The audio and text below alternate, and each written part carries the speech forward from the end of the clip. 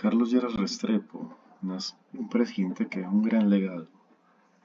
y una visión muy diferente de la presidencia.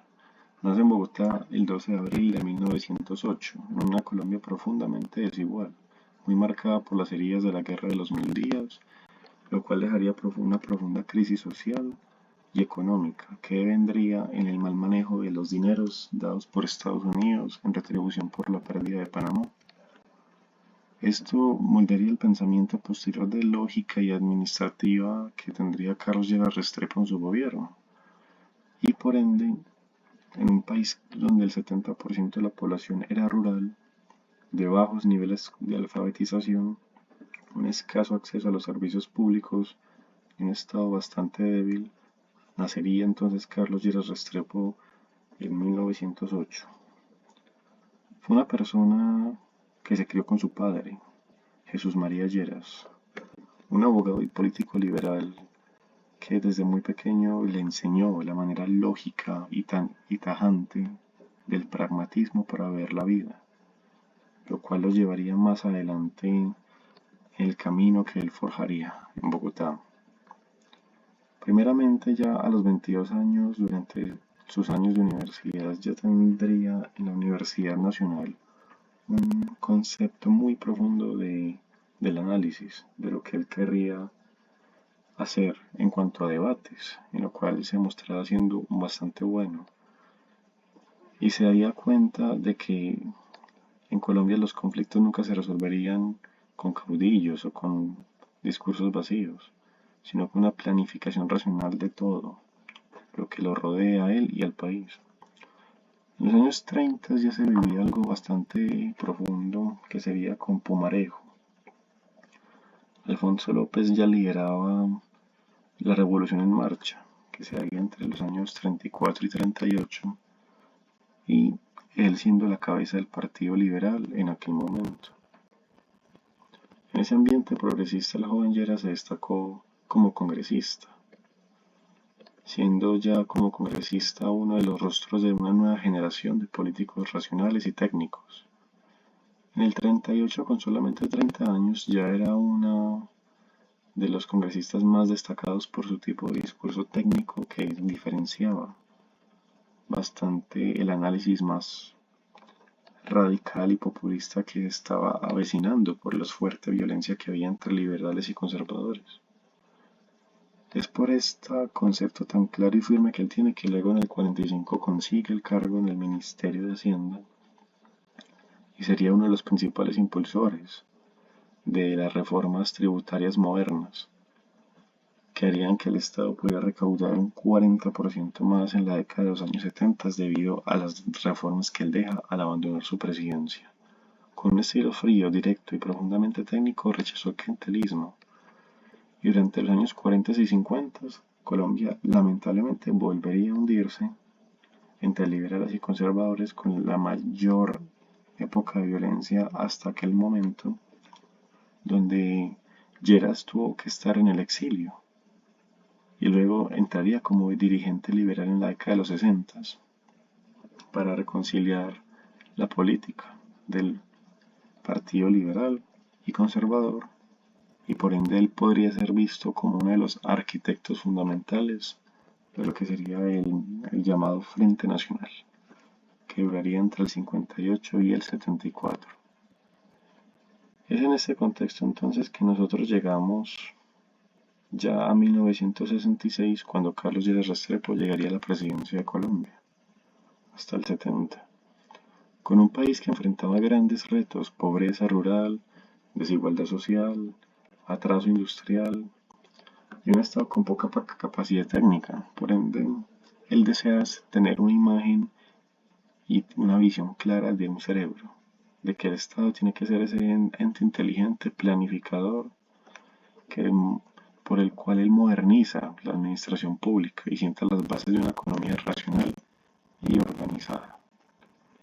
Desde el principio introdujo un cambio de mentalidad que lo plasmaría en cuestiones muy aportantes al país, como el Departamento Nacional de Planeación, una institución que hasta hoy diseña los planes de desarrollo económico y social del país. Bajo su dirección se elaboró el Plan de la Transformación Nacional,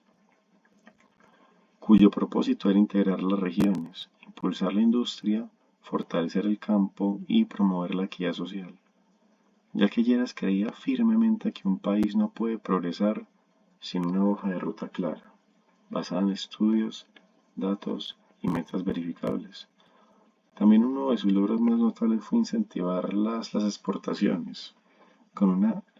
diversificación amplia en los textiles, industria de procesados y maquinaria. Además de esto, logró una cuestión muy importante que fue la reforma constitucional del 68, que modernizaría las estructuras del Estado, fortaleciendo el poder ejecutivo y racionalizando la hacienda pública para una mejor coordinación entre el gobierno central y las regiones. También en el ámbito agrario, Lleras fue una persona muy fundamental, debido a que a través del INCORA, que es el Instituto Colombiano de la Reforma Agraria, impulsó una redistribución de terrenos baldíos, apoyó la organización de cooperativas campesinas, promovió créditos agrícolas y con esto tenía un objetivo claro de modernizar y aumentar la eficiencia de la producción agrícola de los campesinos, dándoles también una ruta más equitativa para que ellos pudieran ser dueños de sus propias tierras y tener unos ingresos mayores dependiendo totalmente de su propia producción. Algo a lo que le fue muy esquivo y tuvo muchos detractores, sobre todo los terratenientes del país, pero logró tener grandes avances con aumentos de más del 30% en la productividad por hectárea de aquel entonces en cuestiones como el café, el maíz o la papa. También se preocupó mucho por el desarrollo educativo y científico. Por eso fortaleció al ICETEX y expandió las universidades públicas promoviendo una educación técnica y convencido de que la ciencia y tecnología eran la base para el progreso. Fundó y consolidó instituciones como Colciencias y apoyó gran parte de las investigaciones de la sociedad del conocimiento.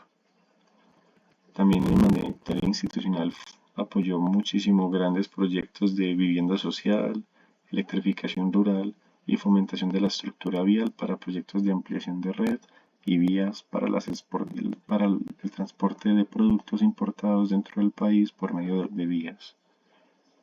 También fue un presidente que fortaleció e impulsó el Pacto Andino del 69, que sería un antecedente de la actual Comunidad Andina de Naciones,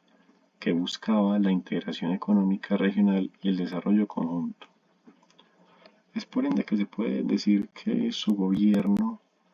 técnico, que no toleraba improvisación ni desperdicio, se veía muy fortalecido. Esto causado a que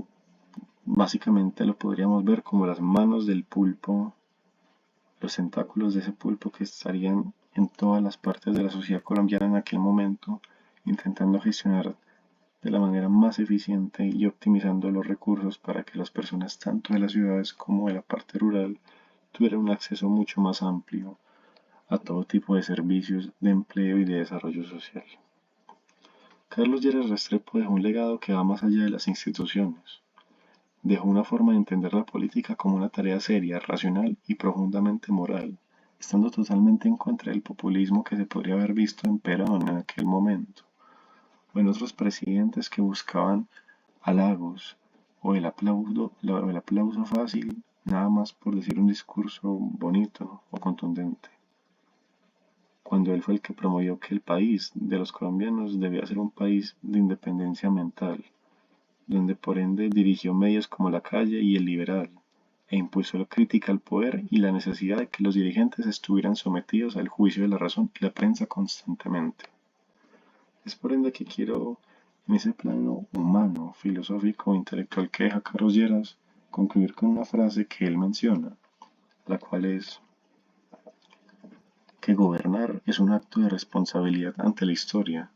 No se trata de ganar aplausos ni de repartir favores, sino de construir instituciones que sobrevivan al hombre, de sembrar la idea de que el conocimiento es la verdadera fuerza de una nación y de demostrar que la honestidad, la disciplina y la razón pueden transformar un país más que cualquier discurso populista. Muchas gracias.